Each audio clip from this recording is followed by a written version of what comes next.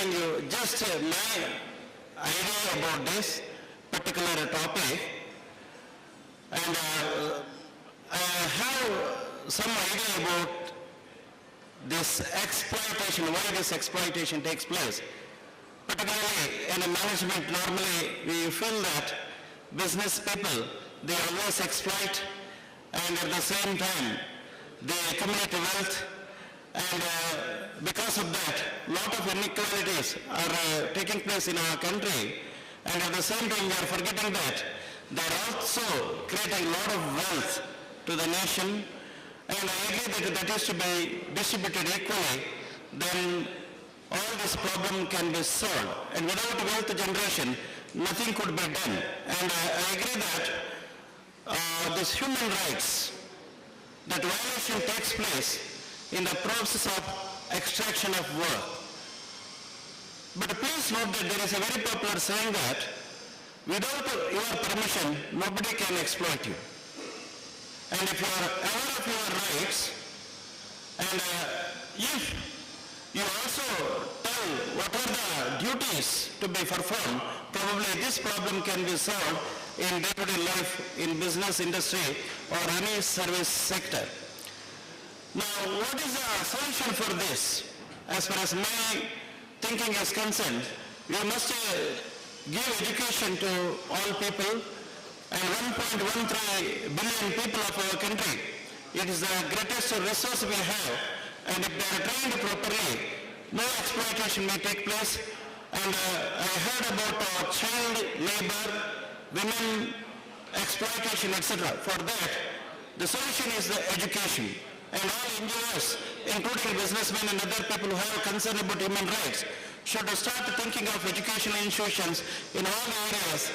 And at the same time, probably you are aware that now government is also thinking in what way we can create wealth in our society. And as per the contributions of Amartya's son, now public works, that is to be undertaken, thereby a lot of employment should be generated, and the purchasing power of the people should be increased.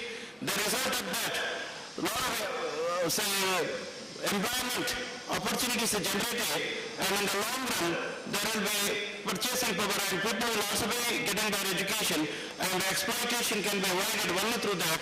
And in this respect, it's not only people like us should think, all NGOs and government should also come forward in educating the masses, then definitely no exploitation will take place. And in this respect, what the ancient Indian writings conveys, that I just wanted to share with you. This is, of course, historical part, and in case here and there some comments are there, it's not my original, and definitely it is quoted, and we can have one or two questions on that subsequently. And I'm not going to give all the details what is written here. I'll be giving the gist of the entire paper. Now I'll straight away come to the subject, human right in ancient India. A well-codified norm and notion of human rights did not exist in ancient period, but by implications ensuring a person's protected position, people enjoyed their rights. In the Indian culture, right flowed from duties.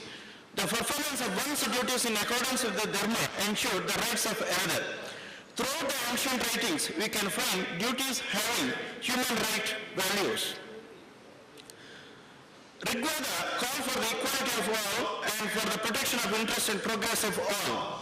Sincerely, Manu puts duty on the king to protect and support all his subjects without any discrimination in the same manner as the earth support all living beings. But in spite of this, the Hindu tradition does not believe in concept of equality.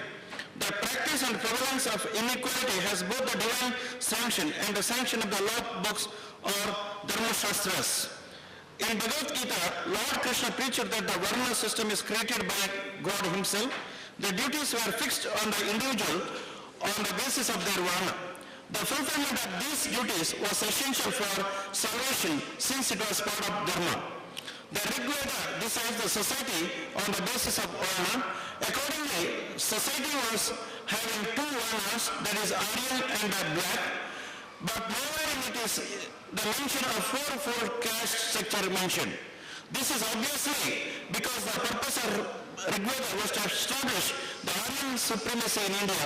The individual Aryan had the right to choose his profession according to his ability and achievement. The priesthood was considered to be noble one. The priest was expected to compose hymns. The Aryans were able to compose hymns were called Brahmanas. The first time when the fourfold certification was mentioned in Purusha Sukta, which is the latter origin in which the word Sudra is first mentioned. The Purusha Sukta was included in Rigveda to systematize, justify and legitimize the exploitation of Aryans over the others by giving a supernatural basis later on considerations. Thus, equality before the law or equal protection of laws, though conceptually available, were not afforded to all during this time since society has been arranged through a rigid system of social hierarchy based on caste. Though the king was bound to treat all equally, the writings were envisaging only Aryans as mouses and others were treated as Amanushas who are not coming within the protective umbrella of the king. As such, the Hindu caste system assumed an added importance in the denial and protection of human rights. It had an important role to play in the stratification of Indian society. The caste system by its very nature goes against respect for an individual's dignity, right to recognition as a person, right to freedom of opinion and expression. Moreover, it has racial origin since caste is determined from birth and color. Thinking about rights of women predominantly, India was having a patriarchal society. The male dominance was predominant from the ancient times. An ideal woman is depicted as one who follow and worship her husband. The story of Sita and Draupadi is depicted in such a manner that an ideal wife